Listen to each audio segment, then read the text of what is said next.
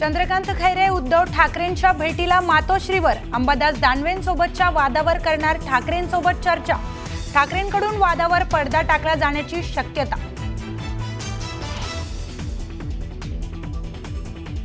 धनंजय मुंडेंनाच वाल्मिक कराड नकोसे होते. त्यांनीच वाल्मिक कराडच्या एन्काउंटरची ऑफर दिली होती. निलंबित पोलीस निरीक्षक रणजित कासलेंच्या नव्या दाव्याने एकच खळबळ.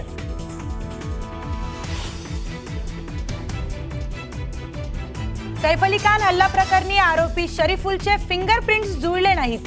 सीआयडीकडे पाठवलेल्या 20 पैकी 19 नमुन्यांवरील फिंगरप्रिंट्स जुळले नसल्याची माहिती समोर.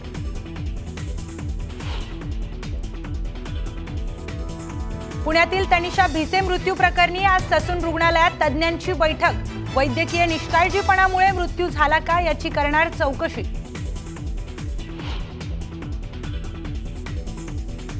मुंबईतल्या एल्फिस्टन पुलाच्या पाडकामाविरोधात शिवसेना उभाठा आणि मनसे आक्रमक.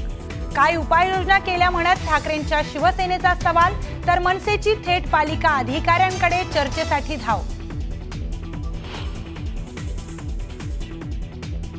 न्यूज 18 लोकमतच्या बातमीचा इम्पॅक्ट. आजच होणार एसटी कर्मचाऱ्यांचा मार्च महिन्याचा उर्वरित पगार.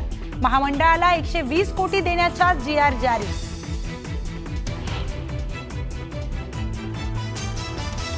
लाडकी बहीण योजनेच्या निकषात न बसणाऱ्या सुमारे 8 लाख लाभार्थ्यांना 1,500 रुपयांऐवजी मिळणार फक्त 500 रुपये.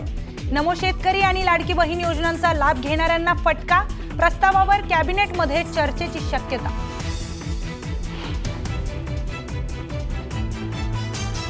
अमरावती विमानतळाचं उद्या मुख्यमंत्र्यांच्या हस्ते उद्घाटन.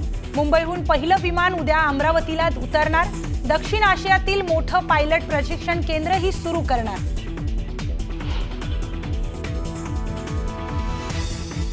नागपुरातील शिक्षक भरती घोटाळ्याची व्याप्ती आणखी वाढण्याची शक्यता.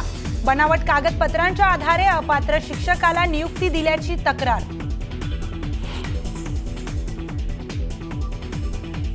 तुळजापूर ड्रग्ज प्रकरणी आज कोर्टात दोषारोप पत्र दाखल करणार.